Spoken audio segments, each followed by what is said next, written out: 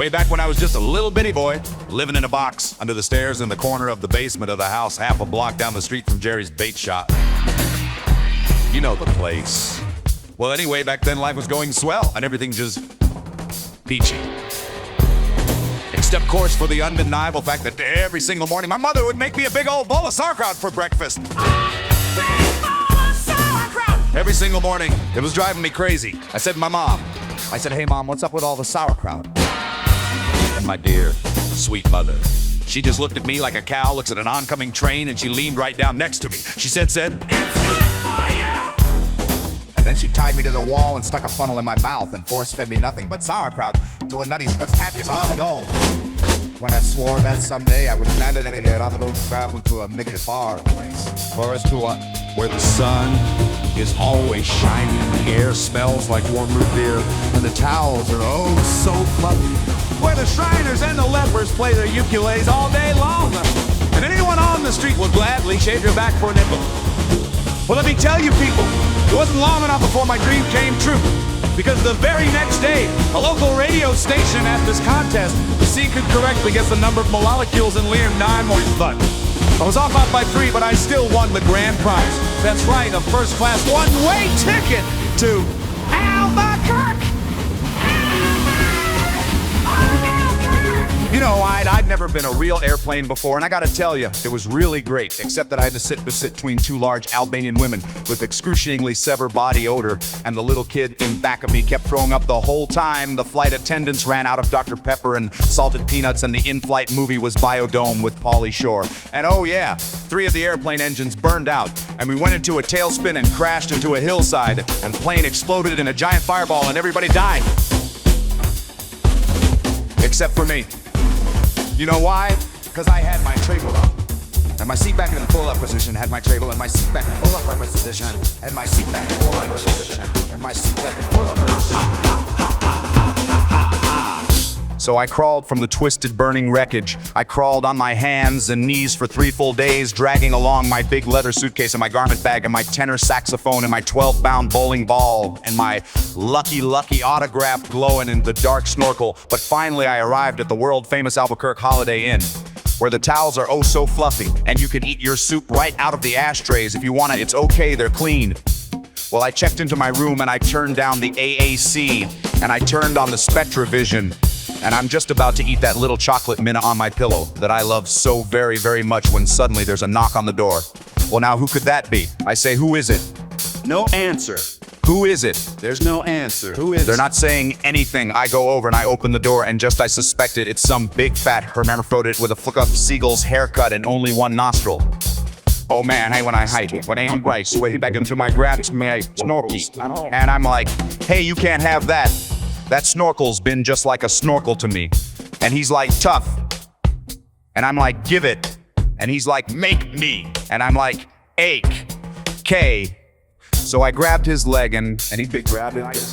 And I did grab it. And he grabbed it. And I forgot that he gave me a colonic irrigation. Yes, indeed, you better believe it. And somehow in the middle of it all, the phone got knocked off the hook. And 20 seconds later, I heard a familiar voice. And you know what it said. I'll tell you what it said. If you'd like to make a call, please hang up and try again. If you need help, hang up and then dial your operator. If you'd like to make a call, please hang up and try again. If you need help, hang up and then dial your operator.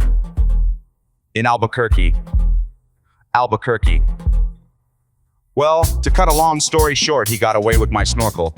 But I made a solemn vow right then and there that I would not rest. I would not sleep for an instant until the one-nosed man was brought to justice. But first, I decided to buy some donuts.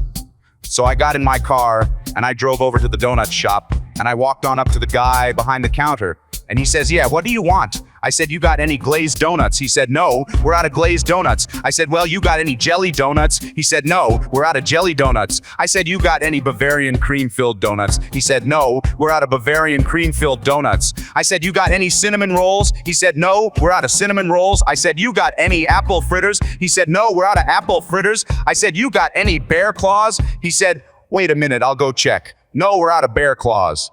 I said, well, in that case, what do you have? He says, all I got right now is this box of 12 starving crazed weasels. I said, okay, I'll take that. So he hands me the box and I open up the lid and the weasels jump out. And they immediately latch onto my face and start biting me all over. Oh man, they were just going nuts. They were tearing me apart. I think it was just about that time that on my head. I believe it went nothing like this. Yo, get him off me! Get him off me! Oh! No, get off! Get him off! Oh, get him off! God! Get off! Get me! Oh!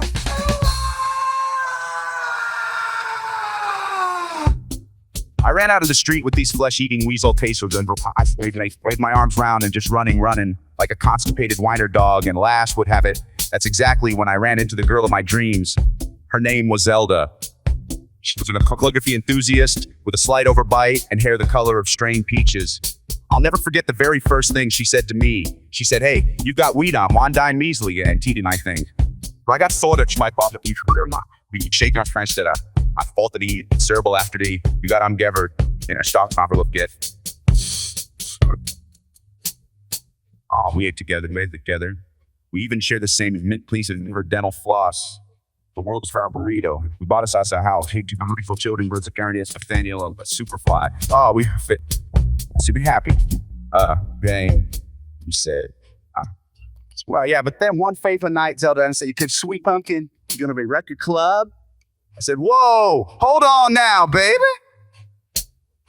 I'm just not ready for that kind of a commitment." Broke up and I never saw her again.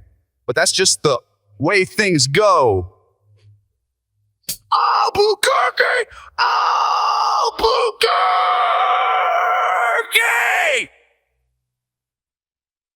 Anyway, things really started looking up for me because about it, I finally achieved my lifelong dream. So I got me a part-time job at the Sizzler. I even made him after the month after put up my thing with the grease five. Oh yeah. Everybody was pretty jealous of me after that. I was getting a lot of attitude. Okay, like one time, I was out in the parking lot trying to remove my excess earwax with a golf pencil. When I see this guy, Marty, trying to carry a big old sofa up the stairs all by himself. So I say to him, I say, "Hey, you want me to help you with that?" And Marty, he just rolls his eyes and goes, "No, I want you to cut off my arms and legs with a chainsaw." So I did. And then he gets all indignant on me. He's like, "Hey man, I was just being sarcastic." Well, that's just great. How was I supposed to know that? I'm not a mind reader for crying out loud. Besides, now he's got a really cute nickname, Torso Boy. So what's he complaining about?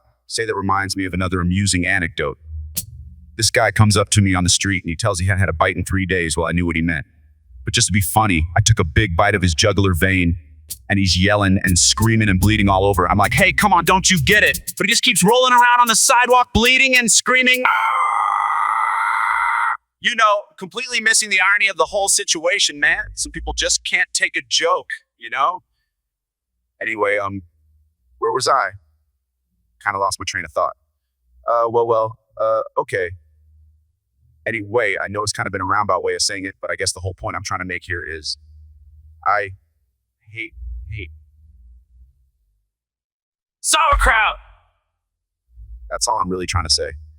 And by the way, if one day you happen to wake up and find yourself at an existential quandary full of loathing and self-doubt, and racked with the pain and isolation of your pitiful, meaningless existence, at least you can take a small bit of comfort in knowing that somewhere out there in this crazy old mixed up universe of ours, there's still a little place